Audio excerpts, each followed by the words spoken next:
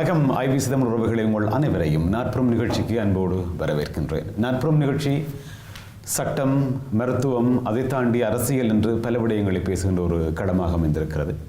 IBC தமிழிலே ஒளிபரப்பாகின்ற இந்த நிகழ்ச்சியிலே குறைந்தபட்சம் பேசுகின்ற அந்த விடயத்திலிருந்து மக்களுக்கு எதுவெல்லாம் தீனி போட முடியுமோ, அதிலிருந்து எந்தவாறான விடயங்களை மக்களுக்கு சொல்ல முடியுமோ அவற்றையெல்லாம் இந்த நிகழ்ச்சி சொல்லியிருக்கிறது.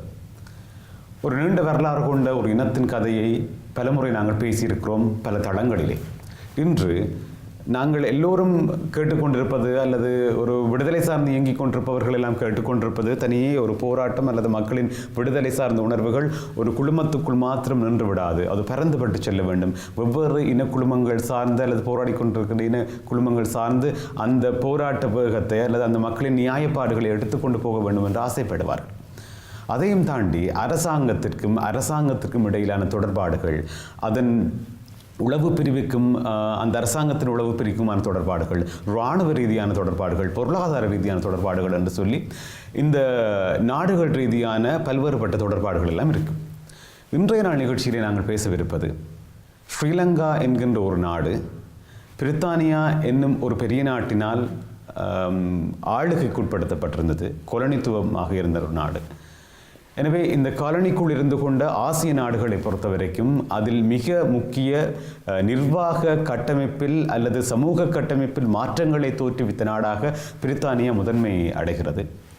எனவே இந்த பிரித்தானியாவை பொறுத்த வரைக்கும் இன்று வரையும் அன்று அரசாட்சி நடத்தி கொண்டிருந்த அந்த அரசாட்சியும் நிலவிக் கொண்டிருக்கின்ற ஒரு சூழலில் தமிழர் பிரச்சனை தீர்க்கப்படாத பிரச்சனையாகவே இருந்து கொண்டிருக்கிறது. நிர்வாக ரீதியாக பிரிக்கப்பட்ட இரண்டு சொந்த நிலத்தை ஆண்டு கொண்டிருந்த மக்களின் நிலையில் என்று பாரிய வேறுபாடுகளும் முரண்பாடுகளும் நில அழிப்புகளும் சொத்தளிப்புகளும் உயிரழிப்புகளும் என்று இன்று இந்த இவ்வளவு காலத்திற்குள் நிகழ்ந்தேறி 2009ஆம் ஆண்டு இறுதிப் போர் என்று சொல்லக்கூடிய முள்ளிவாய்க்கால் போர் நடைபெற்று முடிந்திருக்கிறது. இவ்வளவும் சொல்வதற்கான காரணம் இந்த நிகழ்ச்சியில் கலந்து கொண்டிருக்கின்ற ஒருவர், ஃபில் மில்லர் என்று அறியப்பட்டிருக்கின்ற புலனாய்வு ஊடகர். சில வேளைகளில் தெரிந்திருக்கலாம் நிகழ்ச்சியை பார்த்து கொண்டிருப்பவர்களுக்கு. அவர் ஒரு நூல் எழுதியிருக்கிறார். பொதுவாக நூல்கள் எழுதுகின்ற பொழுது, இப்படிப்பட்டவர்கள் எழுதுகின்ற பொழுது சில உண்மைகள், மறைக்கப்பட்ட உண்மைகள், பொதுவான மக்களுக்கு கண்களுக்கு தெரியாத உண்மைகள் எல்லாம் புலப்படும். ஆக இந்த நூலில் அப்படிப்பட்ட சில உண்மைகளும் குறிப்பாக இந்த நேரத்தில் வெளிவருவதற்கான காரணங்களும் நிறையவே இருக்கிறது. எனவே அவரோடு சேர்ந்து தமிழ் தகவல் மையத்திலிருந்து வந்திருக்கின்ற திரு மணியோடு நாங்கள் இருவரையும் சந்திக்கின்றோம். வணக்கம். ஃபில்மில் ஹலோ. ஹாய், வணக்கம். வணக்கம் வணக்கம் வணக்கம் வணக்கம். உங்கள் இருவரையும் சந்திப்பதில் மகிழ்ச்சி. Happy to see you here. Thank you for having me on the show. Guinea mini என்கின்ற இந்த நூல் சம்பந்தமாக பேசவிருக்கிறோம். முதலிலே ஃபில்மில் இருக்கும் ஈழத்தமிழர்கள் அல்லது அவரின் மொழிப்படி பார்த்தார் ஸ்ரீலங்கா என்கின்ற ஒரு நாட்டிலே அவருக்கும் அந்த மக்களுக்குமான தொடர்பாளர்கள் பற்றி பார்க்க வேண்டும். அன்பான உறவுகளை, இந்த நிகழ்ச்சியின் ஆரம்பத்தில் நாங்கள் ஃபில்மில்லரிடம் கேட்கவிருக்கின்ற கேள்வி என்னவென்று பார்த்தால், ஸ்ரீலங்காவில் இருக்கின்ற அரசாங்கத்திற்கும் பிரித்தானியாவிற்கும் இடையிலான ஒரு தொடர்பாடல் இருக்கிறது. எனவே இந்த தொடர்பாடல்களோடு சேர்க்கின்ற பொழுது எப்படி இவருக்கும் தமிழ் மக்களுக்குமான தொடர்பு ஏற்படுகிறது, அதன் பின்னர் ஒரு புலனாய்வு ஊடகனாக இருந்து கொண்டு எப்படி அந்த தொடர்பாடுகளூடாக இதனை கடத்தி இந்தளவு ஆண்டு காலம் கொண்டு வந்திருக்கிறார், சில உண்மைகளை போட்டுடைத்திருக்கிறார், இதனால் பெரும் வழக்குகளில் சிக்கியிருக்கிறார், சிக்க வைக்கப்பட்டிருக்கிறார், அல்லது அரசாங்கங்களை கேள்வி கேட்க வைத்திருக்கிறார் என்கிற நிலையெல்லாம் இருக்கிறது. எனவே அவருக்கும் இந்த பிரச்சனைகள் அல்லது தமிழர்களுக்குமான தொடர்பு என்ன, இதுதான் அவரிடம் நாங்கள் முதலாவது கேட்கின்ற கேள்வி. அதற்கான பதில் என்னவென்று இப்பொழுது அவரிடமே செல்கிறோம். So I first became involved with the Tamil community in about 2011. This was after Mullavaikal. I was at university. I was in a group that visited asylum seekers in detention centres in London, and there were a lot of Tamils being deported back to Sri Lanka. And we heard that when people arrived in Sri Lanka they were being tortured, and the British government knew that this was happening, and they kept sending Tamils back to Sri Lanka despite knowing that they'd be tortured. So I was very shocked by this, and I started trying to do research into Britain's relationship with Sri Lanka to understand the foreign policy between the UK and Sri Lanka. And I met a Tamil refugee who'd come here in the 1980s, and he told me that he remembered hearing about a British company called KMS, or Keenie Meenie Services, that had been working in Sri Lanka at the start of the war and had been involved in some of the atrocities. But he didn't know much more about this company, so I started to look into it. And around this time, the British government was declassifying, it was releasing its top secret documents from the 1980s, so from the start of the war in Sri Lanka.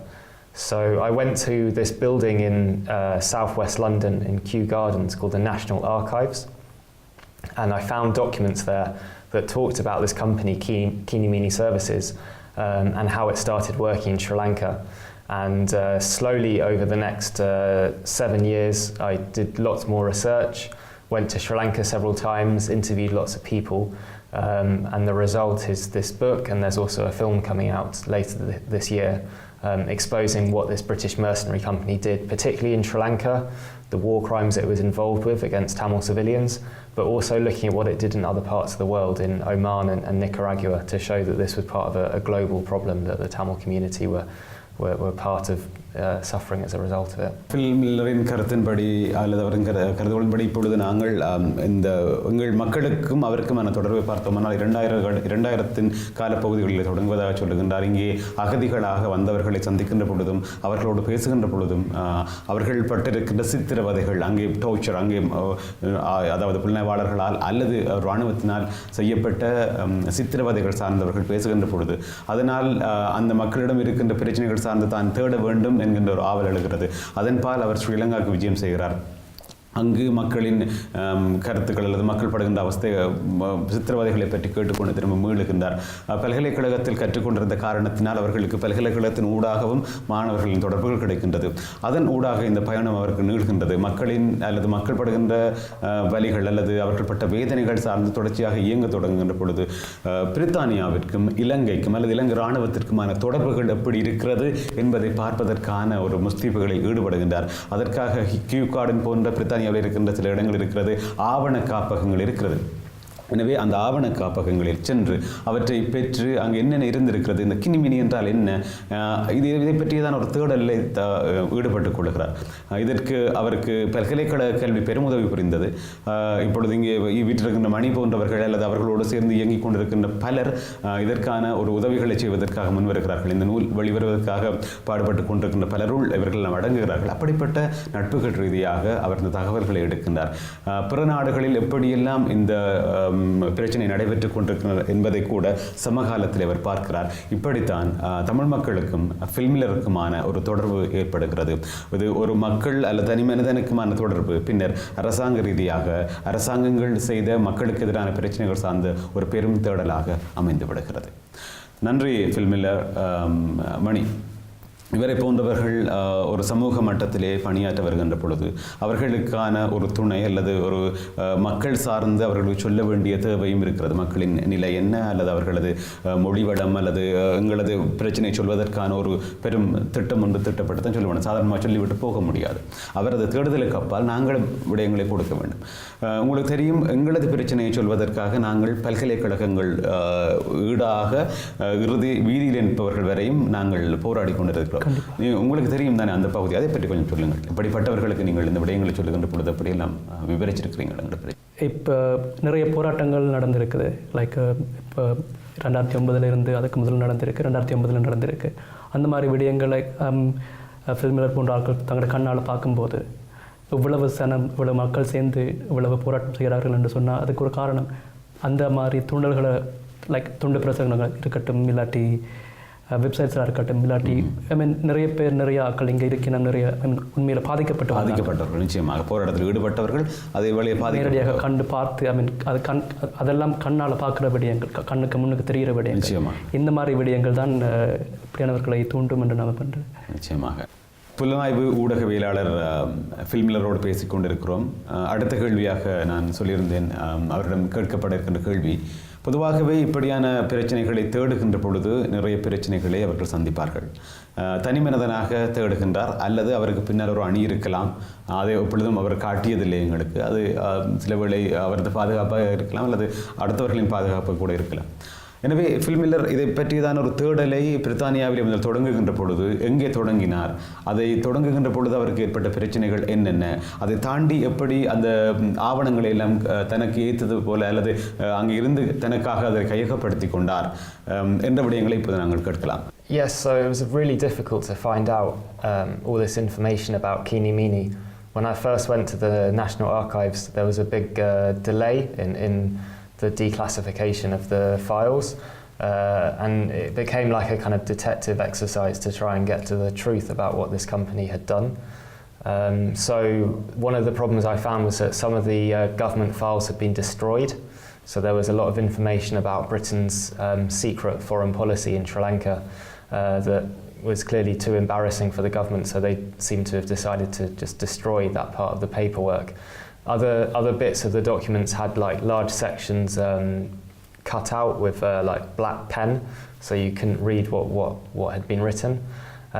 So what I did was I looked at who had written the documents, the names of the diplomats who'd written the documents, and then I went to see if they were still alive and if I could go and talk to them directly, because I thought if they'd retired, then they'd be more likely to tell me stuff than what the government was willing to tell me about this company. And I also found someone who used to work for Keenie Meenie, and he'd quit the company because he didn't like what they were doing. He felt it was immoral. So it was using these kind of techniques that I was able to piece together the story of Keenie Meenie, and also going to Sri Lanka, meeting survivors of some of the atrocities that Keenie Meenie had carried out. And also some of my colleagues were able to speak to people who'd been in the Sri Lankan military and talk to them about their experience of working with Keenie Meenie and being trained with Keenie Meenie. But yeah, this was a very long and difficult process. Even now there's still documents that the British government doesn't want to release from this period. Even though they say Keenie Meenie is a private company, they still seem very cautious about what information they put into the public record about their relationship with Sri Lanka at a time when this British mercenary company was so heavily involved with the Sri Lankan military. இவர் இந்த பணிக்காக அல்லது தேடுதலுக்காக பயணப்பட்டு கொண்டிருந்த பொழுது ஆவண காப்பகத்திலே சென்று இதற்கான ஆவணங்கள் சரி Keenie Meenie என்றால் என்ன, அது ஏன் நடந்தது, அது எப்படியான ஒரு நிறுவனம், அது அரசாங்க நிறுவனமா தனிப்பட்ட நிறுவனமா என்கின்ற கேள்வி எல்லாம் எழுந்து கொண்டிருக்கு. அதை பேர் தேடுகின்ற பொழுது கிடைக்கின்ற தகவல்கள் எல்லாம் ஆச்சரியம் அளிக்கக்கூடியதாக இருக்கிறது. பல தகவல்கள் அளிக்கப்பட்டிருக்கிறது. சில தகவல்களின் மேலாக கருப்பு பெண்களால் எழுதப்பட்ட கோடிடப்பட்ட மறைக்கப்பட்ட வார்த்தைகளை தான் காணப்பட்டன. மிகவும் கடினப்பட்டார் அந்த விடயங்களை எடுப்பதற்காக என்று சொல்லி மிகவும் கடினப்பட்டு கொண்டுதான் அதற்கான தேடுதலில் அவர் ஈடுபடுகின்றார். அதை தாண்டி அதை பெற்றுக்கொள்வது என்பதை மிகச்சிரமமாக காணப்படுது. அதற்கான தாமதம் என்பது நீண்ட காலமாக இருந்தது. ஏதோ இன்று அப்பாயின்மெண்ட் எடுத்து நாளை போயிட்டு எடுக்கக்கூடிய மாதிரி எல்லாம் கிடைக்கல. அவர் மிகவும் கடினப்படுகிறார். நான் நினைக்கின்றேன் இப்படியான ஒரு தேடுதல் வருகின்ற பொழுதுதான் அளிக்கப்பட்டதா அல்லது ஏற்கனவே இதை சம்பந்தமாக யாரும் தேடுகின்ற பொழுது அளிக்கப்பட்டதா என்ற நிலை கூட எங்களுக்கு தெரியவில்லை. ஆனால் வெறுமனே ஆர்கைவில் மாத்திரம்தான், அந்த ஆவண காப்பகத்தில் மாத்திரம்தான் தேடினார் என்று பார்த்தால் இல்லை. அதை தாண்டி அவரது நண்பர்கள் ஊடாகவோ அல்லது தானாகவோ ஒவ்வொரு இடங்களில் பாதிக்கப்பட்டவர்கள், அதில் பயன் பெற்றவர்கள் அல்லது பயன்பட்டவர்கள் என்று பயிற்சி பெற்றவர்கள் என்று பலரிடமும் இந்த Keenie Meenie சம்பந்தமான ஒரு தேடுதலை தேடுகிறார். அதுதான் ஆவண திரைப்படமாக மிக விரைவில் வெளியாகவிருப்பதாகவும் சொல்லியிருக்கிறார். அது தவிர இன்னொன்று இந்த நூலிலே சம்பந்தமான விடயங்கள் அடங்கியிருப்பதாகவும் அவர் சொல்லியிருக்கிறார். எனவே Keenie Meenie என்பது ஒரு பிரைவேட்டாக ஒரு அதாவது பிரித்தானியாவிலே இயங்கிக் கொண்டிருந்த ஒரு தனியார் நிறுவனம் என்ற விடயத்தை இப்படி சொல்லப்பட்டிருக்கிறது. தமிழீழ விடுதலை போர் தொடங்கப்பட்ட காலங்களில் பல இயக்கங்கள் இருந்து கொண்டிருந்தன. அங்கே இராணுவத்திற்கு எதிரான போராட்டங்கள் வலிமை அடைந்து கொண்டிருந்த பொழுது அரச தலைவர்களாக இருந்தவர்கள் பல்வேறு செயற்பாடுகளில் இருந்து கொண்டிருந்தார்கள். அவர்கள் இந்த ஆட்சிக்குட்படுத்திய நாடுகளின் கால்களிலே விழுந்தார்கள். அவர்கள் உதவி செய்ய தலைப்பட்டார்கள். இது எப்படியான ஒரு தொடர்பாளர்கள் வந்தது என்பதை அதிகமாக சொல்லிவிட முடியாது. அதை பற்றி தேடுதலோடு இருக்கின்ற ஃபில்மில்லர் இருந்து கொண்டிருக்கிறார். எனவே அவரனூடாக இந்த ஆவணப்படம் முக்கியத்துவம் பெறுகிறது. Keenie Meenie என்பது ஒரு நிறுவனமாக மக்களை படுகொலை செய்யவும் அங்கே போர் புரியவுமாக பிரித்தானியாவிலிருந்து அங்கு சென்றவர்களாக இருக்கிறார்கள். அதில் இங்கிருந்து பயணப்பட்டவர்களிடம் கூட அவர் சென்று சில பேட்டிகளை எடுப்பதற்கு முயன்றிருந்ததாக எங்களுக்கு தகவல்கள் கிடைத்திருக்கிறது. அண்ட் மணி, பொதுவாக இந்த நூல் வெளியீடுன்னு சொன்னால் நிச்சயமாக இது தமிழர்களுக்கான ஒரு புத்தகம், அந்த தமிழர்களின் பிரச்சனை சார்ந்த ஒரு புத்தகம். தமிழர்கள் மத்தியிலே இது கொண்டு செல்லப்பட வேண்டும் என்று ஃபில்மில்லர் ஆசைப்பட்டிருக்கின்றார். அது தவிர தமிழர் மன்னர்கள் இதனை ஒரு இந்த அடிப்படை பிரச்சனையை ஒரு உண்மைத்தன்மையோடு பார்க்கவும் இந்த நூல் உதவுகிறது. நான் நினைக்கிறேன் நீங்கள் இந்த நூல் வாசிக்க தொடங்கி இருப்பீங்கன்னு சொல்லி இதை தொடங்கின பிறகு அவர்கிட்ட சில கேள்விகள் உண்ட பயணிக்கிறீங்க, சில கேள்விகளை நீங்கள் கேட்டிருப்பீங்க. உங்களுக்கு புரிதல் எப்படி இருக்குது? இந்த புத்தகம் நேற்று தான் கிடைத்தது எனக்கு. வாசிக்க தொடங்கும் போது அந்த சிவில் வார்ன்ற ஆரம்ப காலகட்ட பகுதிகளிலேயே இது தொடங்கினது, புத்தகம் தொடங்குது. அதில் தான் இந்த கினி மீனி சர்வீசஸ் என்ற அந்த நிறுவனத்தின் இது கூட வருகிறது. அப்போது ஃபில்லில் கேட்கும்போது எவ்வளவு தூரம் அந்த கினி மீனி சர்வீசஸ் பற்றி உங்களுக்கு தெரிஞ்சிருக்கு, இல்லாட்டி இந்த புத்தகத்தில் இன்க்ளூட் பண்ணியிருக்குன்னு கேட்கும்போது சொன்ன ஒரு முக்கியமான விடயம் என்னென்று சொன்னால், மேபி ஒரு அரைவாசி தான் இதற்கு தெரிஞ்சிருக்கு. ஐ மீன் 50% என்று சொன்னால் தெரியாத நிறைய விடயங்கள் இருக்கிறது. தெரிஞ்ச விடயங்களே எங்களுக்கு அதிர்ச்சி விட்டக்கூடியதாக இருக்கும்போது தெரியாத விடயங்கள் எவ்வளவு மறைக்கப்பட்டிருக்குன்றது எங்களுக்கு தெரியும். நிச்சயமாக இல்லை, அது நீங்கள் எப்படி கேட்டுறீங்களா? இப்போ நான் அவட கேட்டிருக்கலாம், இருந்தாலும் நீங்கள் கேட்டிருக்கலாம்ன்ற ஒரு சந்தேகத்தில் கேட்குறேன். ஒரு நிறுவனம் எப்படி ஒரு அரசாங்கத்திலிருந்து கொண்டு, பிரித்தானியா என்கின்ற ஒரு நாட்டில் இருந்து கொண்டு ஒரு நிறுவனம் அங்கே போய் மக்களை கொலை செய்வதற்காகவும் அல்லது அந்த அந்த மக்களின் போராட்டத்தை ஒடுக்குவதற்காகவும் போயிருக்கிறார்கள் என்று சொல்லி சொன்னால், ஏற்கனவே மிலிட்டரியில் இருந்தார்களா என்ற மாதிரி கேள்வி கேட்டிருக்கிறேன். கேட்டிருக்கிறேன். அதுவும் புத்தகத்திலையும் இருக்குது. என்னன்னு சொன்னால், முக்கியமாக அவர்கள் சென்றது ட்ரெயின் பண்ணுறதுக்காண்டி, அதாவது இராணுவத்தை ஸ்பெஷல் டாஸ்க் ஃபோர்ஸ் என்ற ஒரு குறிப்பிட்ட டிவிஷனை ட்ரெயின் பண்ணி அவைக்கு இந்த பயிற்சிகளை மேற்கொள்றதுக்காண்டி. அவன் மேலதி இது அவர் சொல்லுவார் நினைக்கிறேன். ஆக்கள் ட்ரெயின் பண்ணி ஈவன் அந்த ஆக்களை அந்த மசக்காஸ் அதெல்லாம் தொடங்குறதுக்கு பின்புலமாக இருக்கிறது இந்த கேஎம்எஸ்ன்றது. எனவே நீங்கள் சொல்ல நிறைய அதிர்ச்சியூட்டும் தகவல்கள் இருக்கிறதுன்னு மட்டும் கண்டிப்பாக. மணியை பொறுத்த வரைக்கும் இப்பொழுது இந்த கினி மீனி என்கின்ற நூல் வெளியிடுவதற்கான பெருங்குழு இருக்கிற நம்புறேன் நான். அதோட சொற்சியாக வேலை செய்து கொண்டிருக்கிற ஒரு ஆள். அதை தாண்டி அந்த நூல் ஒருக்கா படிச்சிட வேணும், அதில் என்ன இருக்குன்னு சொல்லி பார்க்க வேணும்னு சொல்லி எடுத்து வாசித்த ஒரு ஆள். எனவே ஒருத்தரின் புரிதல் அல்லது மக்களின் புரிதல் எப்படி இருக்கிறது என்பதற்காக நாங்கள் மணியோடு பேசிக்கொண்டிருக்கிறோம். ஃபில் மில்லரை பொறுத்த வரைக்கும் இதற்காக பயணப்பட்ட காலம் என்பது மிக நீண்ட காலங்கள். எனவே அந்த காலங்கள் எப்படி என்பதையும் அவருக்கு ஏற்பட்ட ஸ்ட்ரகிள்ஸ், அவருக்கு ஏற்பட்ட அச்சுறுத்தல்கள், இது சம்பந்தமாகவும் இந்த பகுதியை நாங்கள் கேட்டுவிட்டு அடுத்த பகுதிக்கு செல்லலாம். எனவே fill Miller. It's taken me about 7 years to do the research for this book and writing it, and I've been making a film at the same time. There's been a lot of obstruction from the British government in terms of how much information they're willing to release about the company. But also in Sri Lanka, as you know, it's a very difficult place for journalists, particularly those who want information from the Sri Lankan military and the police about the British, about anything, but particularly about things to do with war crimes and Britain's involvement in such things. So that was a very slow process as well to find people who would talk to us about that. And there was one of the people that I spoke to from Keenie Meenie. He came under pressure from the British Army. They phoned him up and tried to tell him not to talk to me, but fortunately he was very brave and said, I'm going to talk to whoever I want.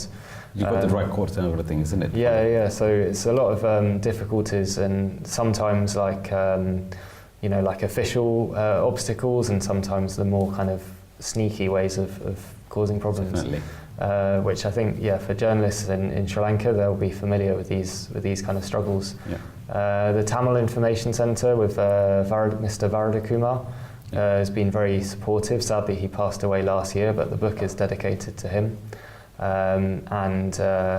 He remembered this period very well and was able to kind of direct me to people who might be able to tell me more. So that was a big help.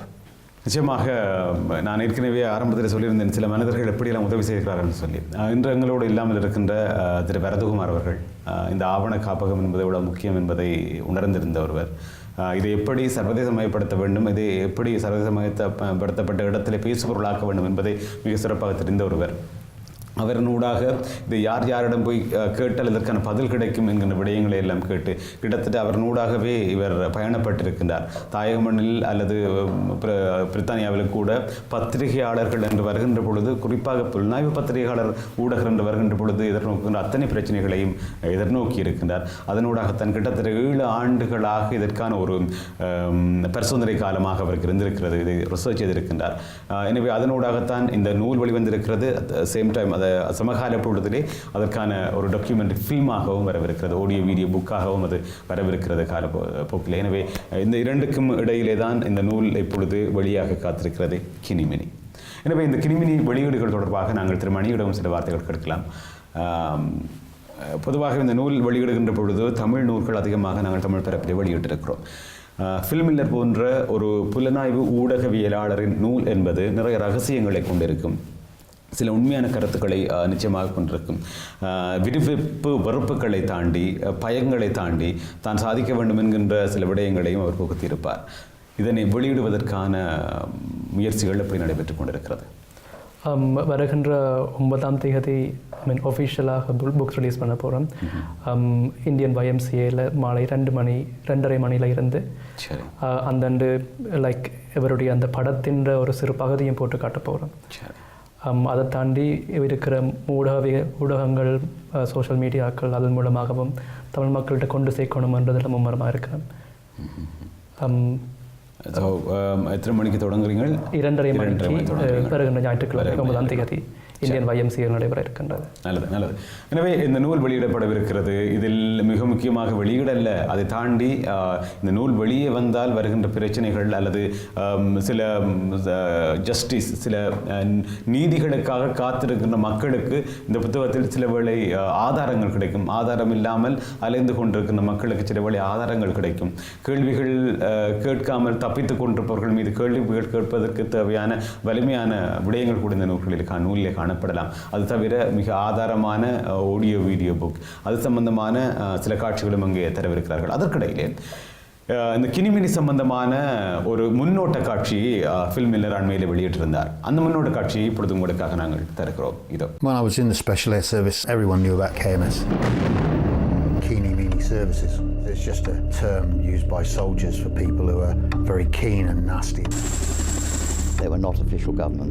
They were a private firm, mostly from the ex-SAS.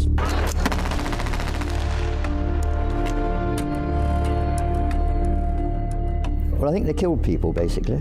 As he flew over the area, his door gunner opened up and shot every man, woman, child and animal that he could get his eyes on. A whole bloody lot had been dropped on the Tamils with grenades inside them.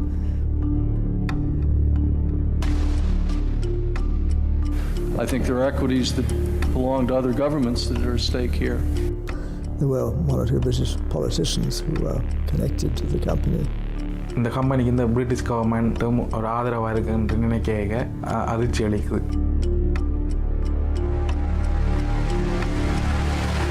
I wasn't happy with the role that I was being asked to fulfill. There were a lot of undercurrents that were immoral.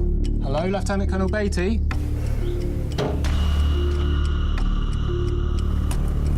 Do you accept any personal responsibility for war crimes that were committed in Sri Lanka, sir? On my land. Get out.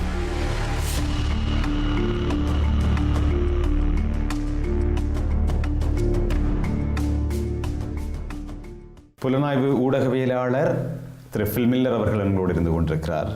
அதே போல தமிழ் மக்களை பொறுத்த வரைக்கும் பல பணிகளை பல இடங்களிலே பணியாற்றி செய்து கொண்டிருக்கிறார்கள். அது ஏதோ ஒரு வகையிலே தமிழ் மக்களின் விடுதலைக்கான ஒரு பயணத்தில் மிகவும் ஆதாரமாக காணப்படுகிறது.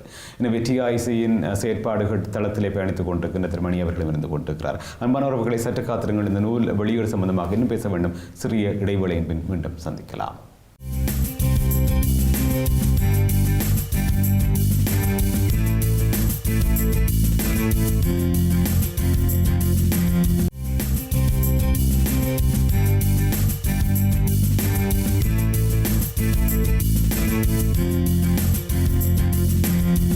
மீண்டும் உங்கள் அனைவரையும் அன்போடு நிகழ்ச்சிக்குள் வரவேற்கின்றேன். நாற்புறம் பார்த்து கொண்டிருக்கிறீர்கள். மிக முக்கியமான காலகட்டத்தில் வெளியாகின்ற ஒரு நூல்.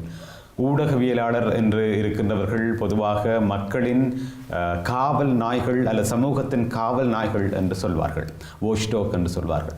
எனவே அப்படி ஒரு சாதாரண ஊடகவியலாளனாக பார்க்காமல் அதை தாண்டி புலனாய்வு துறையில் அல்லது புலனாய்வு ஊடகவியலாளனாக இருப்பது என்பது மிக சவால் நிறைந்த ஒரு விடயம். அதற்கு நிறைய பணி செய்ய வேண்டும், பொருளாதார சிக்கல் இருக்கிறது, நிறைய அவமானங்கள் இருக்கிறது, நிறைய நிராகரிப்புகள் இருக்கிறது, த்ரெட்னிங்ஸ் இருக்கிறது. எனவே இவ்வளவுத்தையும் தாண்டி ஒருவர் பயணிக்க வேண்டும் என்றால் அதற்கு காலம் எடுக்கும். அதை விட அந்த மனத்திலே அவருக்கு ஒரு உண்மை உறுத்தி கொண்டே இருக்கணும். அவர் வந்த அப்புறம் நான் கேட்ட விஷயம் இதான், சரி இவ்வளவு செய்கிறீங்களே என்னத்துக்கு செய்கிறீங்கன்னு கேட்டது. அவர் சொன்னது ஒரே ஒரு விஷயம், மக்கள் அல்லது இராணுவம் அல்லது இன்னொரு நாடு என்பதற்கு அப்பால் அந்த அப்பாவி மக்கள் படுற கஷ்டத்தை இந்த காதலை கேட்டோன்னு என்னால் தாங்க முடியலை. அப்போ அதுக்கு எதுவும் செய்யணும் என்ற மனசு சொல்லிச்சு, அதில் நான் செய்கிறேன் மாதிரி அந்த ஒரு மானிடம் ஒரு மனிதநேயத்தோட சொன்ன பதில் தான் இன்று வரையும் அது இயங்கிக் கொண்டிருக்கிறது, அது இயக்கப்பட்டு கொண்டிருக்கிறது. இது வெறுமனே தமிழர்களுக்கு மாத்திரம் பொருந்தாது. யாரெல்லாம் விடுதலைக்காக இயங்கிக் கொண்டிருக்கின்ற இனங்களை சார்ந்தவர்களாக இருக்கிறார்களோ அவர்களுக்கெல்லாம் பொருந்தக்கூடிய வார்த்தைகளாகவே எனக்கு பட்டது. எனவே அவரிடம் இருந்து வருகின்ற இந்த நூல் என்பது குறிப்பாக ஈழத்தமிழர்கள் சார்ந்தது. கினி மீனி என்பது கிட்டத்தட்ட 70களின் இறுதி பகுதியிலும் 80களின் தொடக்க பகுதியிலும் ஸ்ரீலங்காவில் நடைபெற்ற பலருக்கு தெரியாத விடயங்களை அதற்குள்ளே கொண்டிருக்கிறது. இப்பொழுதுதான் சிலருக்கு தெரிந்திருக்கும் கினிமினி என்கின்ற ஒரு ஆபரேஷன் அங்கு ஒரு விடயம் அங்கு நடைபெற்றிருக்கிறது. அதற்கு பிரித்தானியா ஒரு பெரும் பங்காற்றி இருக்கிறது என்கின்ற அதிர்ச்சியான உண்மை இப்பொழுதுதான் சிலருக்கு தெரியும். நாங்கள் இந்த நூல் சம்பந்தமான ஒரு ஒட்டுமொத்த பார்வை ஃபில்மிலரோட கேட்க போகின்றோம். அதன் பின்னராக ஒவ்வொரு பகுதியாக நாங்கள் சென்று பார்க்கலாம் அந்த புத்தகத்துக்குள் என்ன இருக்கிறது என்று சொல்லி. முதலில் அந்த ஒட்டுமொத்தமான நூல் சம்பந்தமாக இப்பொழுது ஃபில்மிலர் என்ன சொல்கிறார் என்று பார்க்கலாம். So at the start of the book, I look at the period like 1979 when the Tamil movement is kind of changing from peaceful protest to armed struggle. Yeah. And then you see at first the British government helps Sri Lankan military by sending out serving British soldiers. So it's interfering directly and it's not trying to hide it so much. But then as the conflict gets more violent and as India starts supporting the Tamils, the British government has a dilemma because it wants to sell weapons to India. India was a big customer of British weapons at this time. But because India was supporting the Tamils, they didn't want Britain helping to fight against the Tamils in Sri Lanka. So the British government thought it's better if we pretend we're not involved in fighting the Tamils in Sri Lanka. And one of Margaret Thatcher's advisors said, maybe we should privatise this venture. And what happened then was Keenie Meenie, which was a private company but made up of former British military officers, then went to Sri Lanka to help President Jayawardena to fight against the Tamils. And the first thing that it did was to set up the STF. The STF didn't really exist much at all until Keenie Meenie came.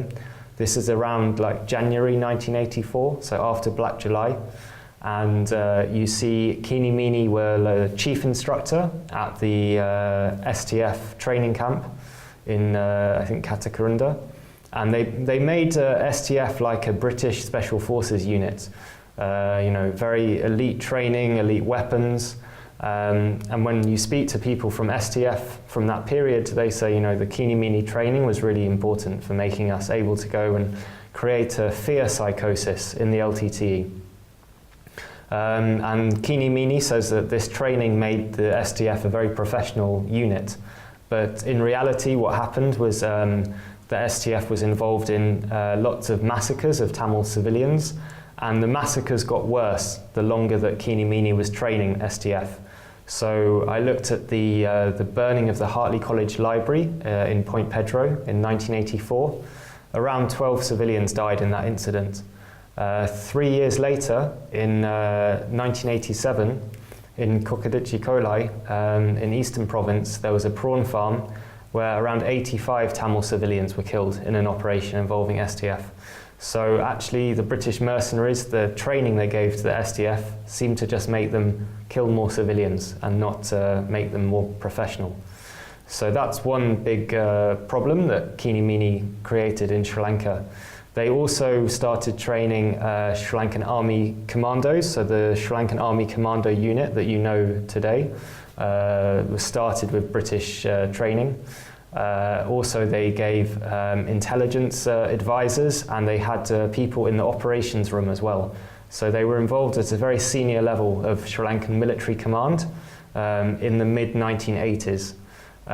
And also at this point the Tamil movement was nearly as strong as Sri Lankan military, and so there was like a ceasefire in 1985, and there were peace talks in Bhutan, the Thimphu talks. Now what the Sri Lankan side did during those peace talks was it got Keenie Meenie to start giving them helicopter gunship pilots, so that when the ceasefire broke down, the Sri Lankan Air Force would be able to attack the Tamils from the skies above with machine guns. And this meant it was much harder for the Tamil movement to fight back against the Sri Lankan forces. And the Keenie Meenie pilots have, at least one of them has confessed to being involved in the massacre of Tamil civilians all across the north and the east. So this was a real devastating impact on the Tamil movement. I argue in the book that it caused the ceasefire to collapse, and that it meant the war lasted a lot longer than it might have done otherwise. Another interesting thing is around the time Keenie Meenie were working with STF, you see the STF create a divide in Eastern Province between the Tamil community and the Muslim community. And there were reports that the STF were aiding and abetting Muslims to attack Tamils. And this caused a breakdown in relationship between Tamils and Muslims. At that time, a lot of Muslims had been joining the Tamil movements, but after these incidences in Eastern Province, the opposite happened, and we now know where today that kind of divide has led to. And another important thing that happened with the company was in the IPKF period, when the Indian army came into Sri Lanka. The Keenie Meenie pilots kept flying the Sri Lankan helicopters until November 1987, so for the first 4 months of the IPKF period, in which there are reports that around 1,000 Tamil civilians were killed. The helicopters were still being flown by Keenie Meenie pilots, and even though India had originally opposed British involvement in Sri Lanka, when India went into Sri Lanka itself, it was quite happy to use these white British mercenary helicopter pilots to give air cover to its troops. So that's kind of a quick summary of some of the things Keenie Meenie did in Sri Lanka, but in the book there's a lot more detail that you can find in there. நிகழ்ச்சியை பார்த்து கொண்டிருக்கிறவங்களுக்கு பேரதிர்ச்சியாக இருக்கும்னு நம்புகிறேன். பலருக்கு தெரியாத விடயங்களை இந்த நூல் கொண்டிருக்கிறது Keenie Meenie. 84ஆம் ஆண்டு யாழ்ப்பாண மண்ணிலே எரிக்கப்பட்ட நூலகம், குறிப்பாக பாடசாலைக்கு அருகில் இந்த நூலகம். எனவே அந்த நூலகத்தோடு கிட்டத்தட்ட 12 பேர் இறக்கிறார்கள். 87ஆம் ஆண்டுக்கு ஒக்கட்டுச்சோலை படுகொலை நடக்கிறது. இந்த பெரும் படுகொலைகளிலே ராழ்ப்பாணையில் வேலை செய்து கொண்டிருந்த தமிழ் உறவுகள் கொலை செய்யப்படுகிறார்கள். அதன் பின்னர் தமிழ் மக்களுக்கு முஸ்லீம் மக்களுக்குமான இறுதிப் பகுதியிலே பிளவடைகிறது. எனவே இவற்றையெல்லாம் நடந்து கொண்டிருக்க இந்த Keenie Meenie என்பது எவ்வளவு ஆதிக்கத்தை அங்கே செலுத்துகிறது என்று பார்த்தால், ஆரம்பத்திலே பிரித்தானியா அரசாங்கமாக போய் அங்கே குதிக்கிறது. அல்லது ஜெயவர்த்தனாவின் ஆட்சிக்கால பகுதியிலே மார்க்ரெட் தாட்சர் இங்கே இருக்கின்றார், அவரின் ஊடாக ஒரு படையணி அங்கே செல்கிறது. அல்லது இராணுவ ஆலோசனைகள் சொல்லக்கூடிய மிக பெரும் படை வீரர்களாகவும் அல்லது புத்தி கூர்மையுடைய வீரர்களாகவும் இருந்த கமாண்டோஸ் அங்கே போயினும், அங்கே போயிட்டு Keenie Meenie என்கின்ற அமைப்பின் ஊடாக STF special force task force இல்லையா, சிறப்பு அதிரடி படையினை அங்கே உருவாக்குகிறார்கள். சொன்னது போல த ப்ரொஃபஷனல்ஸ், அவர்கள் இராணுவத்தின் குறிப்பாக அந்த துறை சார்ந்த அல்லது இராணுவத்தின் நிபுணர்களாக, துறைசார் நிபுணர்களாக, நிபுணத்துவம் பெற்ற இராணுவ வீரர்களாக அவர்கள் ஆகுகிறார்கள். பலருக்கு தெரிந்திருக்கும், நாங்கள் காதுகளில் கேட்ட விடயம், ஒரு STF இராணுவ வீரன் உருவாவதற்கு கிட்டத்தட்ட ஸ்ரீலங்காவின் பணத்தின் அடிப்படையில் 20 தொடக்கம் 27 லட்சம் ரூபாய் செலவழியும் என்று காதுக்குள் விழுந்திருக்கிறது அந்த காலப்பகுதிகளில். என்றால் அது ஒரு பயிற்சி பெற்ற கல்வி அறிவுடைய, பல மொழி பேசக்கூடிய, பல ஆயுதங்களை கையாளக்கூடிய, எந்த கணத்திலும் எதையும் செய்யக்கூடிய வல்லமை படைத்த ஒரு கொமாண்டரின் வார்த்தையை ஒபே செய்யக்கூடிய, யாரை தட்டி கழிக்காத, அதை சொன்னால் செய்வேன் என்று சொல்லக்கூடியதான ஒழுங்குமுறைக்கமைய உருவாக்கப்பட்ட ஒரு படைப்பிரிவு STF. அவர்கள் செய்த விடயங்களை எங்களுக்கு அவர் வரிசைப்படுத்தி இருந்தார்.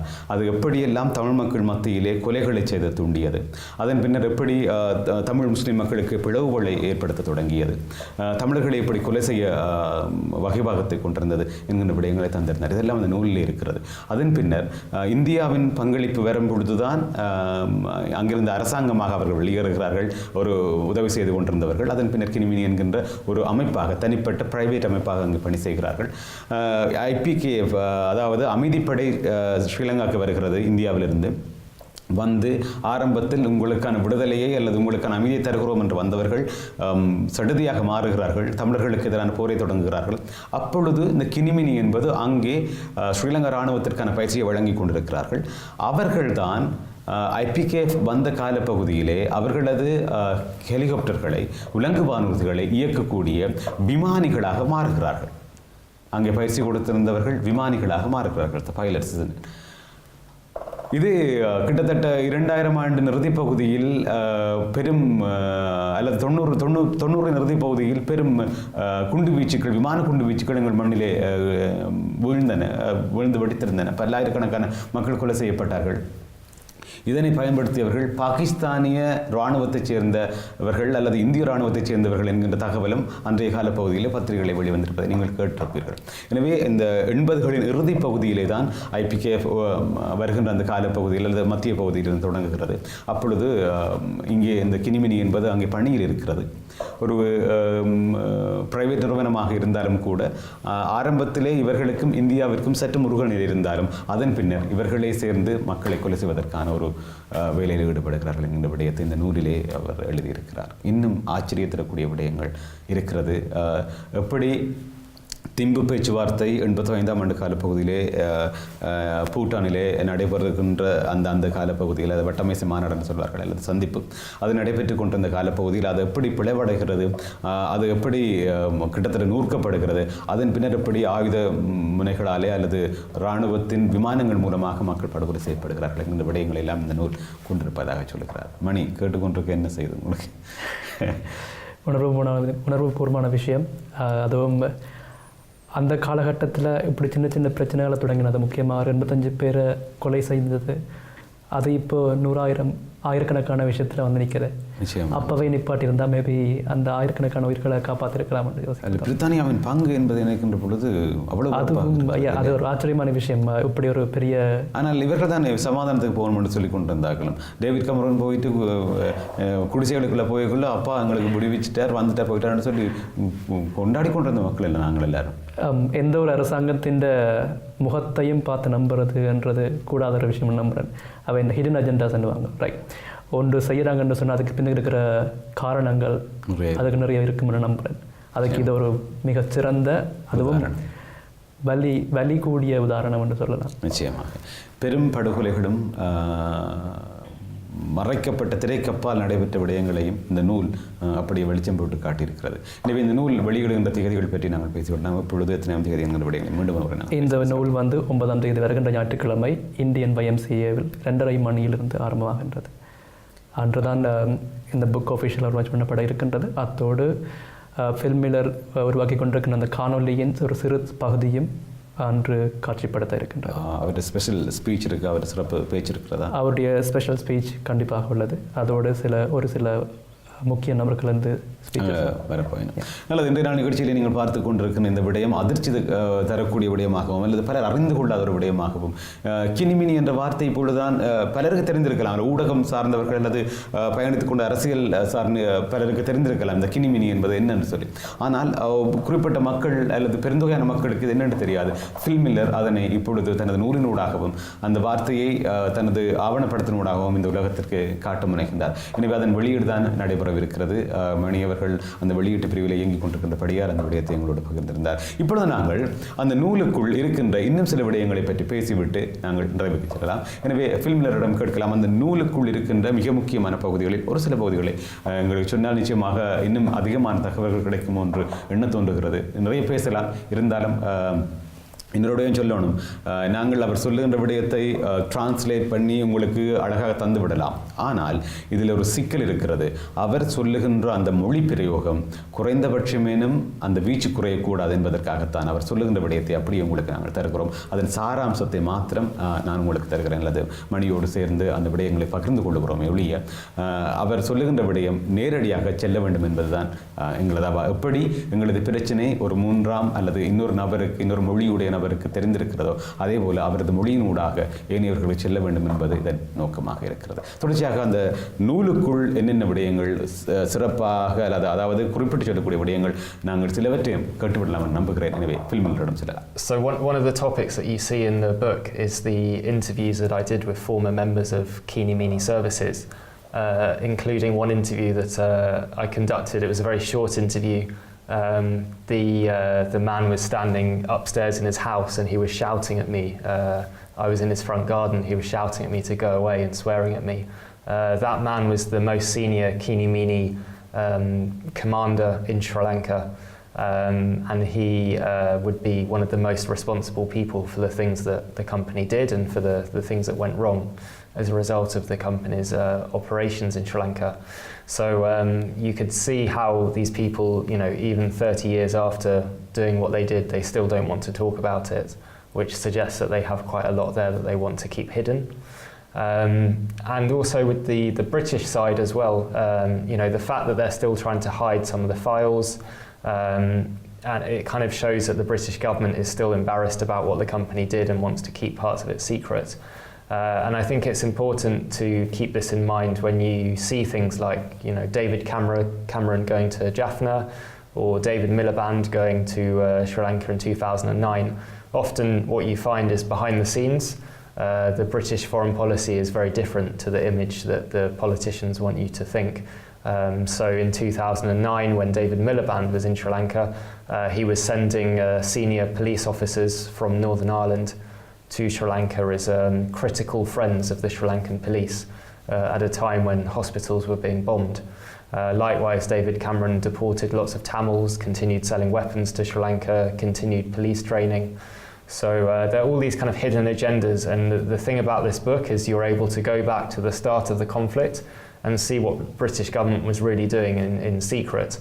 And I think that's really helpful, particularly for younger generation, to kind of understand and predict how the British government will behave in future, and try and make plans that take that into account and don't just trust what politicians say when you have a meeting with them and they promise to do things. Another thing in the book is I show as well that the repression against the Tamils, that the British helped to advise Sri Lanka on how to do that. The same tactics were also used against the Sinhalese people, particularly the JVP and other people on the left, both in 1971 and again in 1989 in the second uprising. There was still Keenie Meenie people involved with the STF training camp when the STF were going and crushing the JVP. And lots of Sinhalese people died in that as well. So I think, when obviously there's so much division in Sri Lanka, it's important to remember that the impact of Keenie Meenie, it didn't just cause Tamils to suffer, it caused Sinhalese people to suffer as well. So I think that's an important thing that the book brings out as well. ஃபில்மில் சொன்னதன் அடிப்படையில் சில விடயங்களை பார்க்கலாம். குறிப்பாக 71 காலப்பகுதி அல்லது 89 காலப்பகுதிகளை பொறுத்த வரைக்கும் எப்படி தமிழ் மக்கள் படுகொலை செய்யப்பட்டார்களோ அதே போல ஜேவிபியின் படுகொலை நிகழ்ந்ததாக சொல்லப்படுகின்ற அந்த காலப்பகுதியிலும் இந்த கினிமினியின் ஊடாக பயிற்சி பெற்ற இராணுவத்தினரின் பங்களிப்பு எப்படி இருந்தது என்பதை அந்த நூல் சொல்வதாக சொல்லியிருக்கிறார். அது தவிர ஒரு எட் மிலிபேண்ட் ஆரம்ப காலத்தில் போகிறார் ஸ்ரீலங்காவிற்கு, அதே மாதிரி டேவிட் கேமரூன் செல்கின்றார். இவர்கள் செல்லுகின்ற பொழுது வெறுமனே சமாதானம் அல்லது போரை நிறுத்த வேண்டும் என்பதற்காக அவர்களது குரல்களை கொடுக்கிறார்கள். ஒரு குடிசை வீட்டுக்குள் புகுந்து விட்டு வெளியில் வருகிறார். அந்த படங்கள் எல்லாம் பெருமளவிலே தமிழ் மக்கள் மத்தியிலும் பரவி இருந்தது, ஊடகங்களின் வழியாக இருந்தது. ஆனால் அங்கு படுகொலை செய்யப்பட்ட மக்களின் படங்கள் அல்லது காணொளி காட்சிகள் பெரிய பெரிய ஊடகங்களில் வெளிவந்ததா என்ற பெரும் கேள்விக்குறியாக இருக்கின்ற இந்த சந்தர்ப்பத்திலே இதற்கு பின்னால் ஹிடன் அஜெண்டா என்று சொல்லப்படுகின்ற மறைக்கப்பட்ட ஒரு நிகழ்ச்சி நிரல் இயங்கிக் கொண்டே இருக்கும். இவர்களெல்லாம் ஒரு பார்வையாளர்களாக பார்த்துவிட்டு தான் இருக்கிறார்கள் ஒழிய இதற்கு பின்னால் ஆயுத விற்பனை நடந்து கொண்டிருந்தது. மிக பெரும் மூளைசாலிகள் இங்கிருந்து பரிமாறப்பட்டு கொண்டிருந்தார்கள்.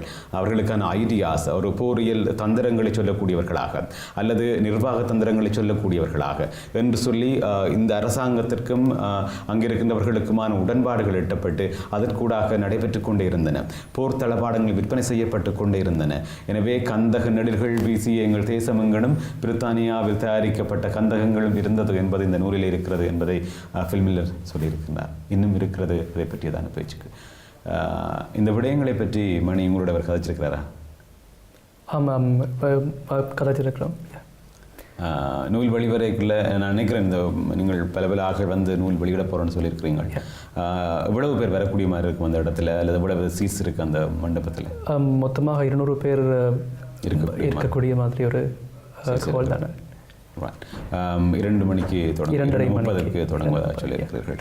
யாரேனும் அரசியல் பிரமுகர்கள் வருவதாக இருப்பதாக சொன்னாரா? என்ன இது சம்பந்தமாக நான் கூறுவதை விட ஃபில் கூறினா நல்லா இருக்கும்னு நினைக்கிறேன். சரி, எனவே நாங்கள் ஃபில் மில்லரிடம் செல்லலாம். யார் இங்கே வரவிருக்கிறார்கள், என்னென்ன சிறப்பு உரைகள் நடைபெறவிருக்கிறார்கள் சொல்லி talk about those events. Yes, at the event on Sunday, it's being chaired by the Tamil journalist Nalini Sivathasan from BBC Asian Network, and we'll be joined by Meena Kandasamy, the author of many books, including Gypsy Goddess. There will also be Halfan al-Badwawi, who is an Omani opposition activist who lives in exile in London. He took part in the Arab Spring and was tortured, claimed asylum in the UK, and he helped me do the research about what Keenie Meenie did in Oman, where it runs a special forces unit, very similar to STF. There will also be speakers there from Tamil Solidarity and from the Tamil Information Centre to talk about what Tamil community can do with the information in the book to try and get justice for the war crimes that the mercenaries were involved in, and to stop, British mercenaries trying to do something like this again against the Tamil people in the future. நன்றி. ஃபில்மில் சொன்ன அடிப்படையிலே அங்கே வரவிருக்கின்ற எழுத்தாளர்கள் ஓமானை சார்ந்த எதிர்க்கட்சி உறுப்பினராக இருந்தவர் பல்வேறுபட்ட சித்திரவதைகளுக்கு உட்பட்டு இப்போ இங்கே வந்து ஒரு அசைலம் சீக்கர்ஸாக ஒரு அகதியாக இங்கே வாழ்ந்து கொண்டிருக்கின்றார். அவர் அந்த இடத்துக்கு வரவிருக்கிறார். தனது இந்த கினிமினி என்கின்றது வெறுமனே ஸ்ரீலங்காவில் மாத்திரம்தான் பணியாற்றியதாண்டா இல்லை, ஓமானிலும் பணியாற்றி இருக்கிறது. இப்பொழுதுதான் தெரிகிறது எனக்கு அது அந்த விடயம் அவர் சொல்லுகின்ற பொழுது ஆச்சரியமாக இருக்கிறது. இது ஒரு பெரும் கட்டமைப்பாக இயங்கி இருக்கிறது என்கின்ற விடயம். அதை விட எழுத்தாளர் மீனா கந்தசாமி உட்பட பலர் அங்கே வருவதாக சொல்லியிருக்கிறார். எனவே நூல் வெளியிடுகின்ற இடத்தில் காத்திரமான தகவமை கொண்ட பெரும் பேச்சாளர்களாக அவர்கள் இருப்பார்கள், அல்லது முக்கியமான பேச்சாளர்களாக அவர்கள் இருப்பார்கள் என்பதில் இந்த ஐயமும் இல்லை. இறுதியாக நிகழ்ச்சி நிறைவுக்கு வருகின்றோம். எனவே நன்றி சொல்லணும். இந்த நூல் வெளியிட போகிறீங்க, அதோட இங்கே வந்திருந்தமைக்காகவும் தேங்க்யூ ஸோ மச் ஃபில்மில்லர். இறுதியாக ஃபில்மில்லரிடம் ஒரு கேள்வி இருக்கிறது. அந்த கேள்வியோடு நாங்கள் நிறைவுக்கு வரலாம் என்று நம்புகிறேன். ஏன் இந்த நூல் இந்த காலப்பகுதியிலே வெளியிடுகின்றார்? இந்த நூலின் வெளியிட்டால் ஜெனீவாவில் நடைபெறவிருக்கின்ற கூட்டத்தொடரில் ஏதும் மாற்றங்கள் நிகழுமா, பாதிப்பை ஏற்படுத்துமா? அந்த கேள்வியோடு நாங்கள் விடைபெறலாம். ஃபில்மில்லர். Yeah, so the reason why the book is coming out now is partly because there's a law in the UK that says after 30 years British government has to release its documents. So it's kind of 30 years since the company was working in Sri Lanka, and that's why I've been able to get the information I needed to write the book. And the other reason is a lot of the people involved in these atrocities are getting very old now. It was kind of running out of time for any hope of holding them to account. And it's not really anything to do with the UN Human Rights Council. I mean, when I spoke to Varadakumar, he was often quite frustrated at the lack of progress at the UN Human Rights Council level compared to the amount of effort that was going into it. And the thing about this book, even though it's can be very upsetting to read about what happens, it also shows what Tamils living in London can do, because the company has a successor company that still has an office in London. That the people involved live in Britain.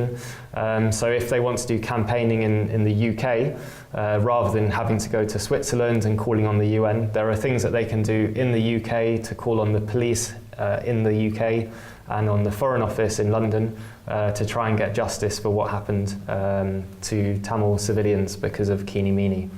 Filmilla, thank you again to you as well. இன்றைய நாள் நிகழ்ச்சியை கலந்து கொண்டிருந்தீர்கள். இறுதியாக கேட்கப்பட்ட கேள்விக்கு சொன்ன பதிலிருந்து சில விடயங்களை உங்களோடு தந்துவிட்டு நான் நிகழ்ச்சியை விடைபெறலாம் என்று நம்புகின்றேன்.